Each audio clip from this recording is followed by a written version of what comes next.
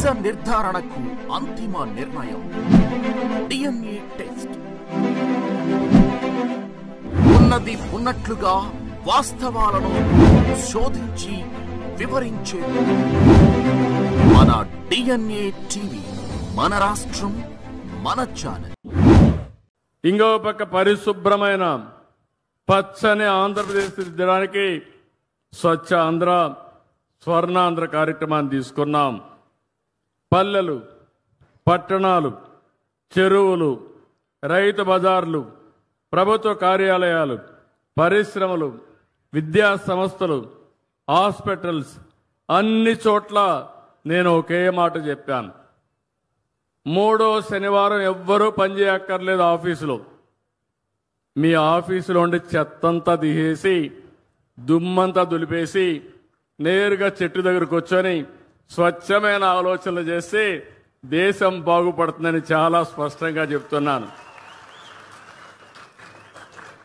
ఎంత సమయమైనా దుమ్ములో పనిచేస్తాం, కలుషితమైన వాతావరణంలో పనిచేస్తాం, కలుషితమైన ఆలోచనలు, కుట్రలు, కుతంత్రాలకు శ్రీకారం చుడతానే ఉంటాం.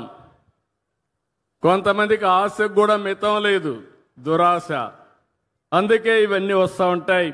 అవన్నీ పోవాలంటే రాబోయే నెలలో ప్రధానమంత్రి నరేంద్ర మోడీ గారు విశాఖపట్నంలో 10వ వార్షిక యోగా డే సెలబ్రేట్ చేస్తున్నారు. వారు అక్కడికి వస్తున్నారు. ప్రపంచం మెచ్చుకునే విధంగా ఈ యోగా డే చేపిస్తానని మీ అందరికీ హామీ ఇస్తున్నా. ఇది ఒక చరిత్ర. యోగా అనేది మన పూర్వీకులు మనకిచ్చినటువంటి వరం, ఒక వారసత్వం. ఈ విషయం మీరు గుర్తుపెట్టుకోవాల్సిన అవసరం ఉంది. ఎందుకంటే చాలా మంది పేదవాళ్ళలో ఆ రోజు ఎన్నో ఇబ్బందులు వస్తున్నాయి. అదే మరి ఆరోగ్య సమస్యలు వస్తున్నాయి. ఇంకో పక్క అందరం కూడా ఆధునికమైన ప్రపంచంలో చాలా బిజీ అయిపోతున్నాం. ఎవరు కూడా సెల్ ఫోన్లు చూడకుండా ఉండలేకపోతున్నారు. ఆ సెల్ ఫోన్ల వల్ల గంటల తరబడి సెల్ ఫోన్ అంటే భార్య లేదు, భర్త లేదు, కొడుకు లేదు, బిడ్డ లేదు, ఆ సెల్ ఫోన్ చూసుకుంటూ కూర్చుంటున్నాం. దీనివల్ల లేనిపోని టెన్షన్లు వస్తున్నాయి. అందుకని ప్రతిరోజు ఒక అర్ధగంట 45 నిమిషాలు మీరు యోగా చేస్తే అన్ని రోగాలు పటాపంచలైపోతాయని చెప్పి కూడా నేను మీకు అందరికీ విజ్ఞప్తి చేస్తున్నా. హాస్పిటల్ పోయే పని ఉండదు. అందుకే ఈ యోగా డేని ఒక నెల, ఈ నెల 21 నుంచి జూన్ 21 వరకు ఈ కార్యక్రమాన్ని చేస్తాం. కొన్ని లక్షల మంది ఆన్లైన్, ఆఫ్లైన్లో ట్రైనింగ్ ఇస్తాం. కొంతమందికి సర్టిఫికెట్లు ఇస్తాం. ఇది ప్రపంచానికి మనం ఇచ్చే కానుక. ఆ సమయంలో దానివల్ల లాభం మనం పొందాల్సిన అవసరం ఉంది. దీనికి నేను శ్రీకారం చుడతానని మరొక్కసారి మీ అందరికీ హామీ ఇస్తున్నా.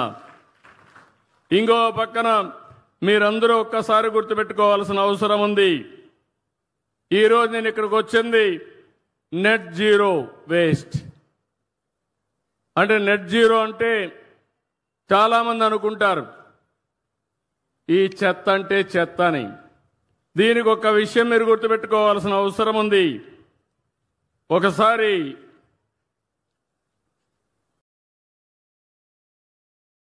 బుద్ధుడు ఆయన శిష్యుడు ప్రతిరోజు చాలా బిజీగా ఉండేవాడు. శిష్యులకంతా కూడా తత్వబోధ చేస్తూ. ఒకరోజు గురువు గారు అందరిని పిలిపించి మాట్లాడితే ఒక శిష్యుడు దగ్గరకు వచ్చి, గురువు గారు, మీరు ప్రపంచంలో అందరి గురించి ఆలోచిస్తున్నారు, మీ సొంత శిష్యుల గురించి మీరు ఆలోచించడం లేదు. కాబట్టి ఇది నేను ఒక విషయం కోరాలనుకుంటానని చెప్తాడు. అప్పుడు బుద్ధుడు అంటాడు, నువ్వేం భయపడద్దు, నిర్మోహమాటంగా మాట్లాడు, ఏం చెప్పాలనుకుంటున్నావు చెప్పమంటాడు. అప్పుడు శిష్యుడు అంటాడు, ప్రభు, నా బట్టలు పూర్తిగా చినిగిపోయినాయి. ప్రతి ఒక్కరూ నా వస్త్రాలు చూసి నవ్వుతున్నారు, హేళన చేస్తున్నారు. కాబట్టి ఒక బట్టలు ఒక జత ఇవ్వండి, కొత్త బట్టలు కట్టుకుంటానని చెప్పి అడుగుతాడు. అప్పుడు బుద్ధుడు ఆలోచించి ఇది పెద్ద సమస్య ఏం కాదు, ఈయనకి కొత్త వస్త్రాలు ఇమ్మని ఆదేశాలు ఇస్తాడు.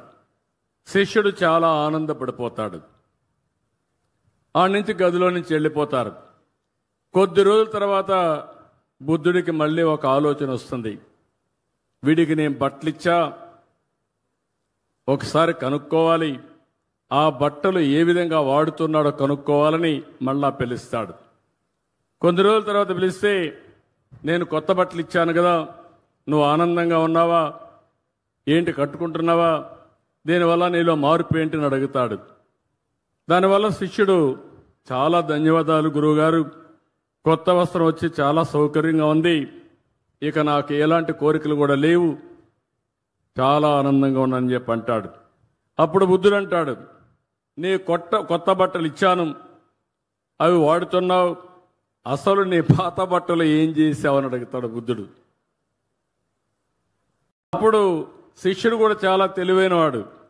శిష్యుడు అంటాడు, గురువుగారు, నా పడక బొంతలో పూర్తిగా చెడిపోయి అది సరిగా లేదు, అందువల్ల నా బట్టలు దాన్ని కుట్టుకొని నేను బెడ్ వాడుకుంటున్నాను అని శిష్యుడు చెప్తాడు. అప్పుడు మళ్ళీ బుద్ధుడికి ఒక ఆలోచన వస్తుంది. నీ పాత పరుపులో ఉండే బట్ట ఏమైందని అడుగుతాడు.